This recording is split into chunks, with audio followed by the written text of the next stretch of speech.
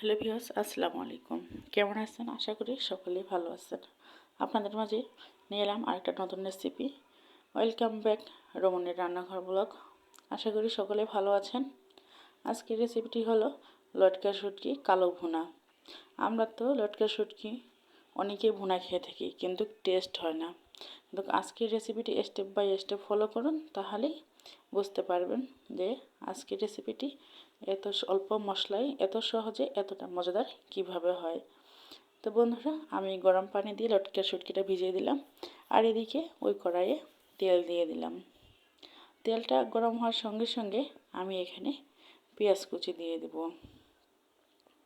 তো বন্ধুরা, যারা ভিডিওটি কন্টিনিউ শুরু করেছো অবশ্যই কন্টিনিউ করবে, আশা করতেছি। আমি জানি তোমরা আমার ভিডিওটা অবশ্যই কন্টিনিউ করবে, আর এরকম নতুন নতুন ভিডিও পেতে চাইলে অবশ্যই আমাকে কমেন্টে জানাবে। আজকে রেসিপিটি কেমন হয়েছে অবশ্যই কিন্তু দেখা শেষে কমেন্ট করে জানাবেন যে আজকে রেসিপিটি কেমন হয়েছে। তো পেঁয়াজটা কিন্তু আমার ভাজা হয়ে গেছে, লাল লাল হয়ে গেছে। অতিরিক্ত ভাজতে যাবেন না, তখন কিন্তু পুড়ে যাবে। তো এই পর্যায়ে আমি হলুদ মরিচের গুঁড়া দিব। দেওয়ার ফলে আরেকটু ভাজা হবে, লাল লাল হবে। তো অতিরিক্ত একদমই ভাজতে যাবেন না। তো দেওয়ার পরে আমি কিন্তু ভেজে নেওয়ার পরেই আমি দিয়ে দিব হলো রসুন, জিরা আর অল্প একটু আদা মিক্স করে আমি বেটে নিয়ে এসেছি। তো যখনই একটু ভাজা হয়ে যাবে, কালারটা চলে আসবে, তখনই কিন্তু দিয়ে দিব বাটা মশলাটা। দেখুন বন্ধুরা, কালারটা কিন্তু খুব সুন্দরভাবে হয়ে আসছে। এভাবে করলে কিন্তু তরকারি একটা খুব সুন্দর কালার চলে আসে। তো দেখুন কালারটা কিন্তু খুব সুন্দর হয়েছে দেখতে, মাশাআল্লাহ। তো অবশ্যই আপনারা মাশাআল্লাহ বলবেন। তো দেখুন আমি কিন্তু ব্লেন্ড করে নিয়েছি আজকে মশলাটা। তার জন্য একটু নরম নরম ভাব, তবে যখন বাটনাতে বাটা হয় তখন শক্তই থাকে, কারণ ব্লেন্ডারে বাটতে গেলে একটু পানির পরিমাণটা বেশি প্রয়োজন হয়। দেওয়ার পরে আমি এখন মশলাটা দিয়ে কিছুক্ষণ নেড়ে চেড়ে ভেজে নেওয়া হয়ে গেলে আমি পানি অ্যাড করে দিব, কারণ অতিরিক্ত ভাজতে গেলে ফির পুড়ে যেতে পারে, আর পুড়ে গেলে কিন্তু টেস্টটাও নষ্ট হতে পারে। তো এই পর্যায়ে আমি পানিটা দিয়ে কিছুক্ষণ আরও নেড়ে চেড়ে মশলাটা কষিয়ে নিতে হবে। অবশ্যই মশলাটা কিন্তু ভালোভাবে কষাতে হবে, না হলে কিন্তু তরকারির টেস্ট ভালো আসে না। যে কোনো তরকারি রান্না করতে গেলে মশলার টেস্ট আগে। তো আমি দিয়ে দিলাম পরিমাণ মতো লবণ, আপনারাও পরিমাণ মতো সমস্ত কিছু দিয়ে দিবেন। তো আমি এখানে কিন্তু হলো 2 চামচ রসুন, 2 চামচ জিরে আর 1 চামচ আদা বাটা দিয়ে দিয়েছিলাম। তো বন্ধুরা, কতটা সুন্দর কালার চলে আসছে। আর এদিকে আমি লটকা শুটকিটা খুব সুন্দর করে ধুয়ে নিয়েছি, কোনো রকমের ময়লা পানি নাই। তো এখন লটকা শুটকিটা কিন্তু অনেকটা নরম হয়ে গেছে। তো নেড়ে চেড়ে রান্না করার সঙ্গে সঙ্গে অনেকটা আরও সফট হয়ে যাবে। অবশ্য আপনারা যদি আরও গুঁড়ো গুঁড়ো করতে চান, ভালো করে ধুয়ে এটাতে একটা বাটনাতে থেতলে নিতে পারেন, তাহলে কিন্তু একদমই মিহি হয়ে যাবে। আর যারা একটু দানাদার থাকা পছন্দ করেন তারা আমার মতো ব্যবহার করবেন। দেখুন বন্ধুরা, অনেকটা সময় ধরে কিন্তু আমি কষিয়ে নিচ্ছি, আর অল্প তেলে, বেশি একটা তেলও কিন্তু দিইনি।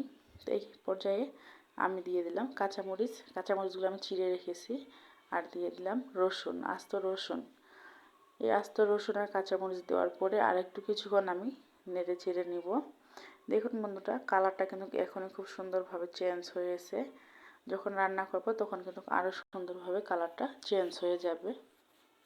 আশা করি বুঝতে পেরেছেন। তো দেখুন এই পর্যায়ে কিন্তু পানি দিয়ে দিতে হবে, না হলে পুড়ে যাবে, আর পুড়ে গেলে তরকারির স্বাদটা নষ্ট হয়ে যাবে। তো আমি কিন্তু পরিমাণ মতো পানি দিয়ে দিলাম, দিয়ে এখন ভালোভাবে একটু নেড়ে চেড়ে মিশিয়ে নিব। তো আমি কিন্তু ভালোভাবেই পানিটা মিশিয়ে নিলাম। তো দেখুন আমি এখন এই পর্যায়ে ঢাকিয়ে কিছুক্ষণ রান্না করব। তো আমি বেশি একটা এখন পানি দিইনি, কারণ পরবর্তীতে আমি আরও কয়েকবার পানি দিয়ে কষিয়ে নেব এর জন্য।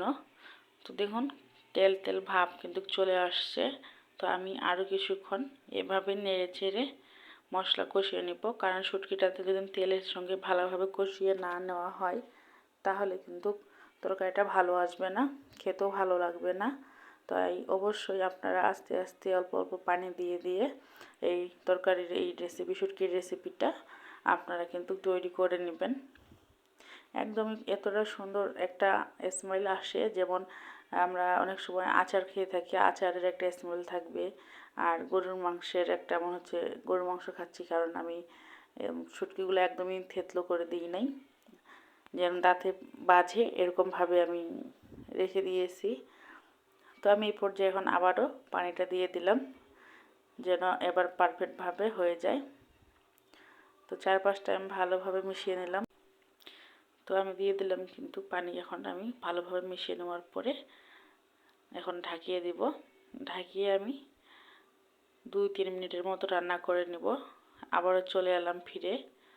তো নেড়ে চেড়ে দিতে হবে, না হলে নিচে লেগে যাবে। তো আবারও আমি ঢাকিয়ে দিব, দিয়ে কিছুক্ষণ রান্না করে নিব। তো বন্ধুরা, আজকের রেসিপিটি কেমন হয়েছে আর আজকে আপনারা কোথা থেকে আমার রেসিপিটি দেখেছেন অবশ্যই কমেন্টে জানাতে ভুলবেন না। এরকম নতুন নতুন রেসিপি পেতে চাইলে অবশ্যই আমার চ্যানেলটির সঙ্গে থাকতে হবে। আর যারা নতুন অবশ্যই আমার চ্যানেলটি সাবস্ক্রাইব করবেন।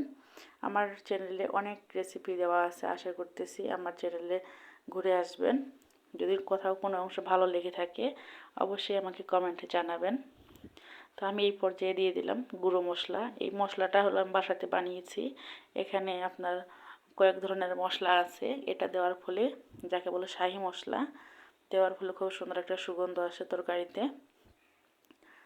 তো দেখুন বন্ধুরা, ফাইনালি হয়ে গেছে, আমি নামিয়ে নিলাম। মাশাআল্লাহ, খুব লোভনীয় দেখতে হয়েছে। আশা করতেছি আজকের রেসিপিটি ভালো লেগেছে। যারা এখনও একটি লাইক করেন অবশ্যই একটি লাইক, একটি কমেন্ট করে জানাবেন আজকের রেসিপিটি কেমন হয়েছে। আর সবার আগে রেসিপি পেতে চাইলে বেল আইকনটি বাজিয়ে দিতে হবে, তাহলে আমি ভিডিও ছাড়ার সঙ্গে সঙ্গেই আপনারা রেসিপিটা পেয়ে যাবেন। তো দেখুন বন্ধুরা, কতটা সুন্দর লোভনীয় লাগতেছে, মনে হচ্ছে যে চিকেন, মানে এতটা মজা, এতটা লোভনীয় যে অল্প খরচে অল্প বাজেটেও এতটা মজাদার হয়। আশা করতেছি আজকের রেসিপিটি ভালো লেগেছে। তো আজকে এই পর্যন্তই। সবাই সুস্থ থাকবেন, ভালো থাকবেন, নিজের খেয়াল রাখবেন এবং বাচ্চাদের খেয়াল রাখবেন। তো আজকের মতো বিদায় নিচ্ছি। আল্লাহ হাফেজ, আসসালামু আলাইকুম।